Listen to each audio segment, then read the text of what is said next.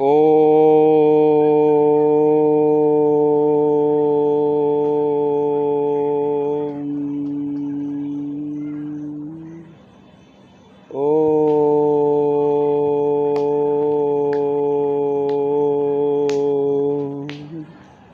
ओम भूर्भुवस्सुः तत्सवितुर्वरेण्यं भर्गो देवस्य धीमहि धियो यो नः प्रचोदयात्। ओम त्र्यंबकं यजामहे सुगंधिं पुष्टिवर्धनम् उर्वारुकमेव बन्धनात् मृत्योर्मुक्षयेमामृतात्। ओम सहना भवतु सहनो भुनक्तु सह वीर्यं करवावहै तेजस्विनावधीतमस्तु मा विद्विषावहै। ओम अस्तो मा सद्गमय तमसो मा ज्योतिर्गमय मृत्योर्मा अमृतंगय। ओम शांति शांति शांति जय है शंकर भोले। इसके बाद हम भस्त्रिका प्राणायाम की तरफ बढ़ेंगे। सांस लेना सांस छोड़ना।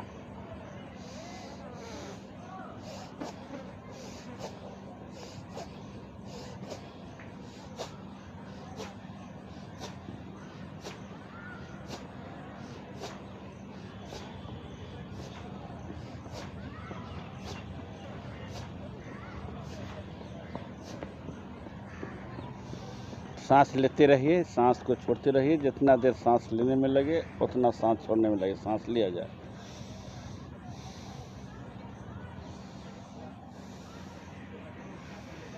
यह प्राणायाम 5 मिनट करना चाहिए प्रत्येक व्यक्ति को।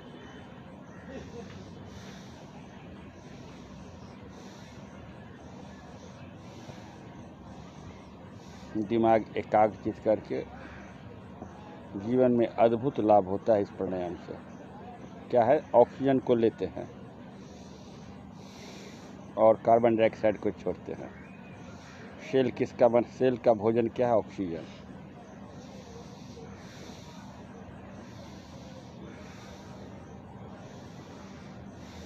इसी ढंग से लेते रहिए और छोड़ते रहिए।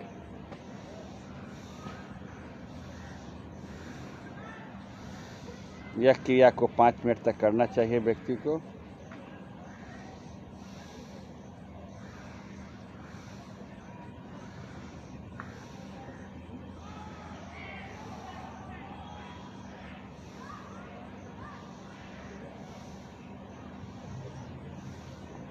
इसके बाद पैर को खोल लेना चाहिए इस ढंग से, आगे पीछे। बटरफ्लाई, तितली आसन ऐसे।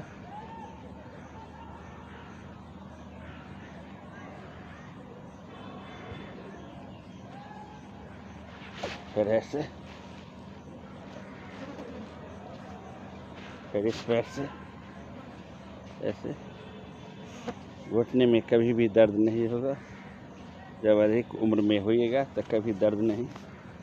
इसको ऐसे जितना नीचे ले जाइए और फिर ऐसे। अगला प्राणायाम की तरफ हम चलेंगे, वह है कपालभाति। सांस को सिर्फ छोड़ना है, लेना नहीं है। ऐसे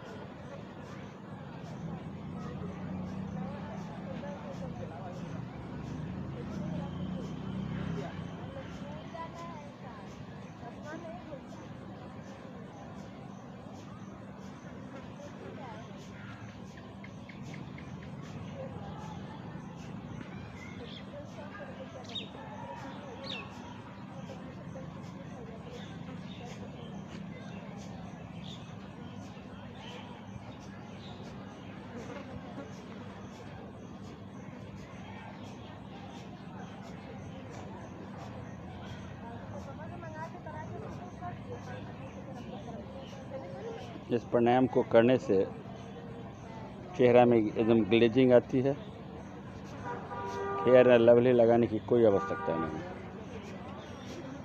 इसको व्यक्ति को करते रहना चाहिए कंटिन्यू, और विद्यार्थी को तो और करना चाहिए। दिमाग एकाग्रचित होता है, सिर्फ सांस को छोड़ना है।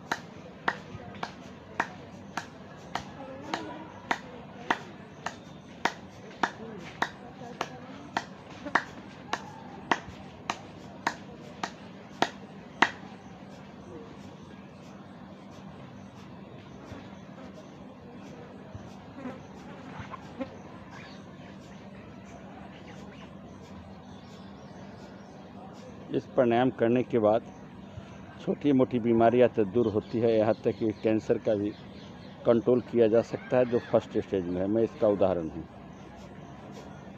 कंटिन्यू करते रहिए। जो गंभीर रोग से पीड़ित व्यक्ति है उसको 35 से 40 मिनट कंटिन्यू करना चाहिए। जो विद्यार्थी है उसको 10 मिनट बहुत हुआ, 5 से 10 मिनट। इसी ढंग से सांस को छोड़ना है, कंटिन्यू होना चाहिए।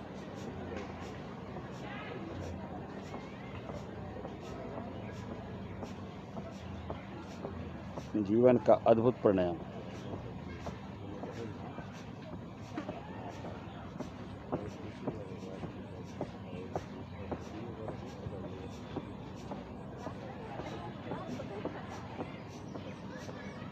प्राणायाम करते हैं, शरीर का जो इंटरनल पार्ट ठीक होता है, सिस्टम में काम करता है, कोई बीमारी नहीं फटकता। बीपी हो, शुगर हो, यहाँ तक कि कैंसर भी कंट्रोल होता है। जो शुगर की सुई लेते हैं, इंसुलिन की सुई लेते हैं, कपालभाति प्राणायाम करने के बाद इंसुलिन का सेक्रेशन भी होने लगता है पेनक्रियास से। इसलिए प्रत्येक व्यक्ति को करना चाहिए। डॉक्टर कहता है each and every person present in cancer cell. हर आदमी के पास कैंसर सेल प्रेजेंट रहता है, लेकिन इम्यूनो सिस्टम कमज़ोर होने के कारण फिर वह ग्रोथ कर जाता है। अनियमित आकार कोशिका का सेल का डिवीजन जन अनियमित तरीके से होने लगता है, उसी को कैंसर कहते हैं, एक लाइन में परिभाषा। इसलिए व्यक्ति को कपालभाति प्राणायाम जीवन में अपनाना चाहिए और करना चाहिए, कंटिन्यू करना चाहिए। और विद्यार्थी को तो निश्चित रूप से करना चाहिए।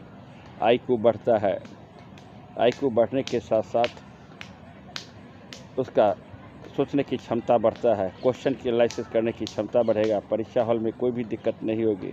परीक्षा सफलता में एक अहम भूमिका निभाता है कपालभाति प्राणायाम।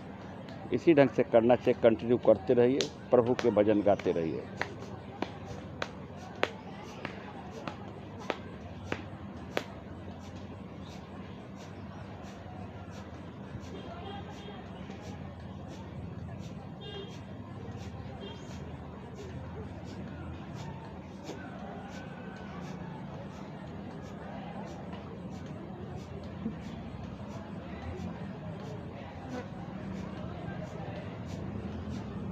जो लड़कियां कपालभाति प्राणायाम करती है उसको कभी भी फेयर लवली खरीदने की कोई आवश्यकता नहीं, क्रीम खरीदने की कोई आवश्यकता नहीं, ब्यूटी पार्लर में जाने की कोई आवश्यकता नहीं। चेहरा यूँ ढंग से चमकेगा लगा कि पूरे तरोताजगी है। इस ढंग से अगर कंटिन्यू करती रहे और लड़के करते रहे तब इस ढंग से मारते रहिए, मस्ती में करते रहिए और झूमते रहिए।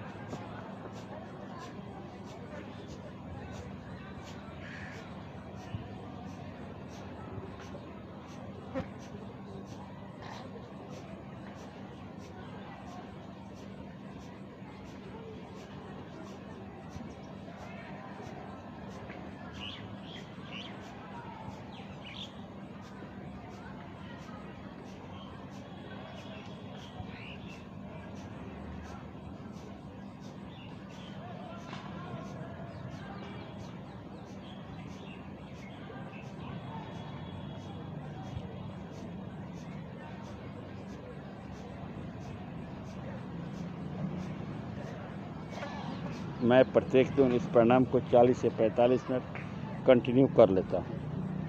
कभी कभी प्राणायाम क्यों बनाते हैं वीडियो, योग के विषय में क्यों कहते हैं। व्यक्ति जो लड़के विद्यार्थी योग करते हैं, दिमाग इधर से उधर नहीं भटकता, सिर्फ उसका एक लक्ष्य रहता है। जिस प्रकार के अर्जुन को सिर्फ मछली के आंख दिखाई पड़ता है, उसी ढंग से इस प्राणायाम करने के बाद विद्यार्थी का मन एकाग्रचित होता है और सिर्फ लक्ष्य होता है कुछ प्राप्त करने का।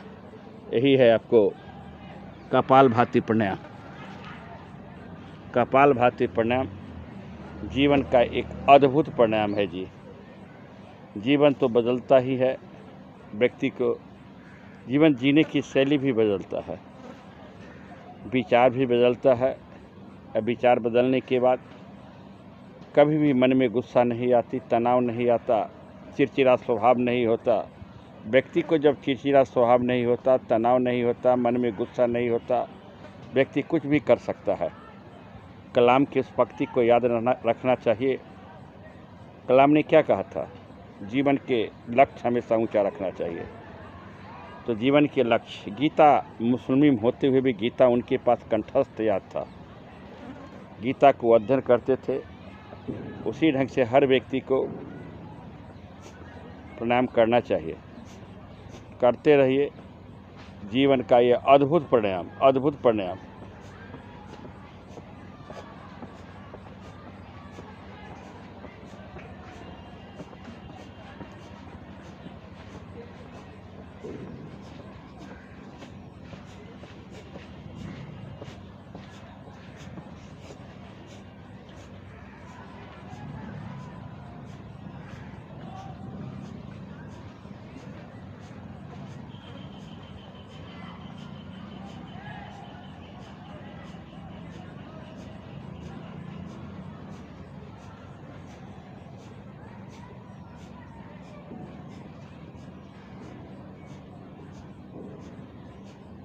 जो व्यक्ति जीवन में योग अपना लिया, वह व्यक्ति महान हो गया। भगवान श्री कृष्ण योगीराज कहलाए। भगवान श्री कृष्ण योगीराज कहलाए किसके बल पर? योग के बल पर। योग जीवन का अद्भुत प्राणायाम है जी, हर व्यक्ति को करना चाहिए। कपालभाति तो और अद्भुत प्राणायाम। इस ढंग से करते रहिए, सांस को छोड़ते रहिए।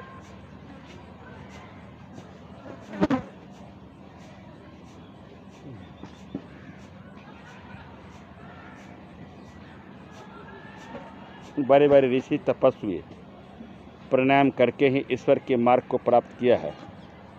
ईश्वर को मार्ग को प्राप्त करने के एक तरीका है योग, साधना। योग और साधना जीवन के वह उस शिखर पर व्यक्ति को पहुंचाता है और व्यक्ति पहुंच जाता है। और साधना में जो व्यक्ति लीन हो जाता है, उस पर कभी जीवन में गुस्सा नहीं आता, चिड़चिड़ा स्वभाव नहीं होता, व्यक्ति अधिक ऊंचाई पर चला जाता है जी। योग भारत में आज से नहीं, प्राचीन है। योग की एक परंपरा है जी। हर व्यक्ति को योग करना चाहिए। योग में क्रांति लाने का काम स्वामी रामदेव ने किया था। वह ऐसे ऋषि थे, ऐसे ऋषि हैं जो प्रत्येक दिन योग के प्रति लोगों को जागरूक कराया। स्वामी रामदेव के पहले योग सीमित लोग ही करते थे, योग के विषय में जानते नहीं थे जी। 1998 में उनके साथ 2 बार मेरा प्रेस कॉन्फ्रेंस करने का मौका लगा। 1998 में जब अहमदाबाद में उनका योग शिविर हुआ था, तब मात्र 95 व्यक्ति ही थे। उनका किताब जब मैं अध्ययन किया था तो उसमें लिखा हुआ था, धीरे धीरे व्यक्ति कहाँ ऊंचाई पर चला गया। योग करना चाहिए जी। नेक्स्ट प्राणायाम आपको हम अनुलोम विलोम की तरफ ले जाते हैं। एक नाक को दाबिए, सांस लीजिए, तो फिर सांस छोड़िए। जिस नाक से आप सांस छोड़ते हैं, उसी से फिर सांस को लेना है।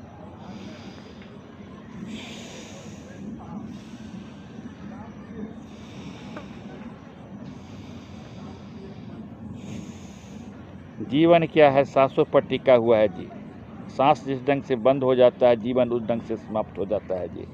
भगवान श्री कृष्ण गीता में कहें, शरीर नश्वर है, आत्मा शाश्वत है। जिस प्रकार पुराने वस्त्र को हम त्याग कर नए वस्त्र को धारण करते हैं, उसी ढंग से मेरे शरीर में जो आत्मा है, पुराने शरीर को त्याग कर नए शरीर को धारण करता है जी। ये पूरा शरीर किसका बना हुआ है? सेल का बना हुआ है। बार बार कहते हैं कि सेल का भोजन क्या? ऑक्सीजन। ऑक्सीजन कहाँ से आता है? एनवायरनमेंट में। जब हम सांस लेते हैं तो शरीर के अंदर क्या जाता है? ऑक्सीजन। सिर्फ तब सांस छोड़ते हैं तो शरीर में निकलता है क्या? कार्बन डाइऑक्साइड निकलता है। ऑक्सीजन पर यह जीवन आधारित है जी। ऑक्सीजन नहीं है, जीवन दुर्लभ है जी। अब देखे होंगे कोविड-19 में किस ढंग से भयावह जीवन व्यतीत हुआ था। ऑक्सीजन के शरीर में कमी होना,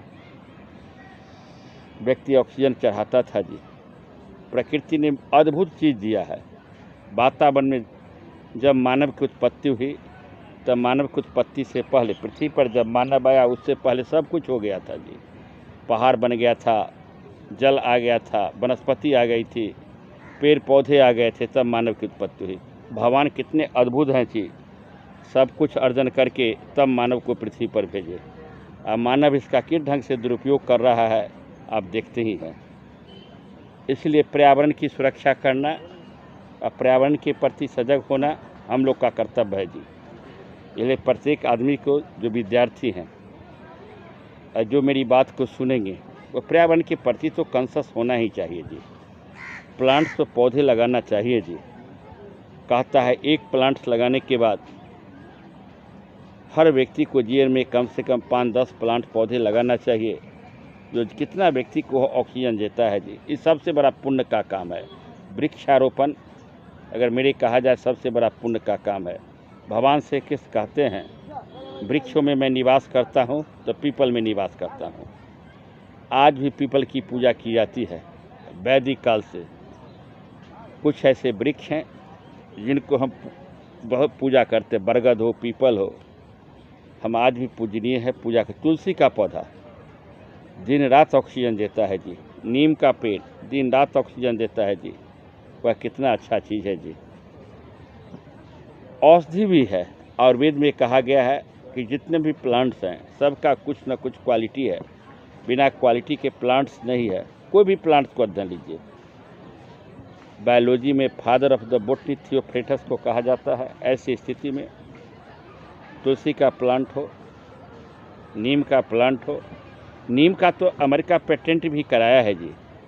नीम के तो हर गुण, हर वृक्ष का हर तना अद्भुत है जी। अर्जुन का छाल, अर्जुन के छाल से हृदय रोगी को आराम होता है। इसका एम्स भी प्रूफ दिया है।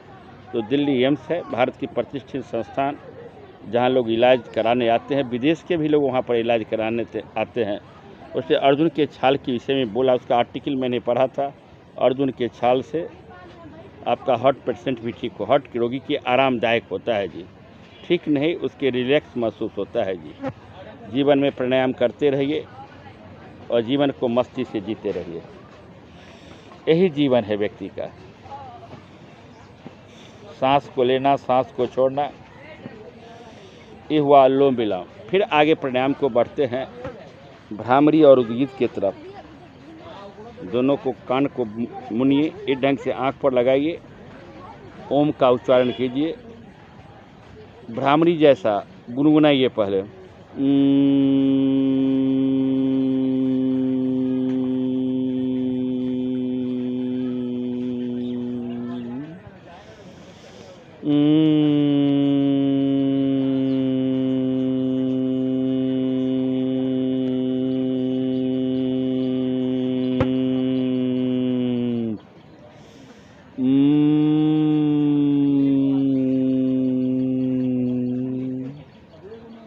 दोनों हाथ घुटने पर रखकर 5 बार ओम का उच्चारण।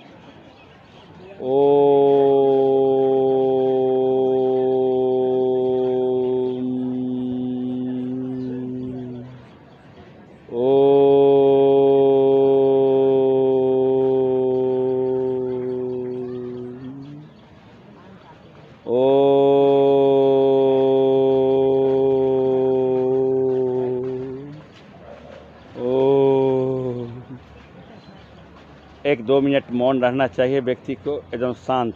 प्रभु के प्रति आस्था और प्रेम, जिसको आप इष्ट देव मानते हैं उनके प्रति आप ध्यान लगाइए। उनसे ध्यान लगाइए और ध्यान लगा के उनके प्रति आस्था व्यक्त कीजिए। हर व्यक्ति का हर इष्ट देव होता है, किसी का अल्लाह होता है, किसी का राम होता है, किसी का कृष्ण होता है, किसी का हनुमान होता है। जो जिनके प्रति आपकी आस्था है, आस्था सबसे बड़ी चीज़ है जी। आस्था जीवन के उच्च शिखर पर पहुंचाता है।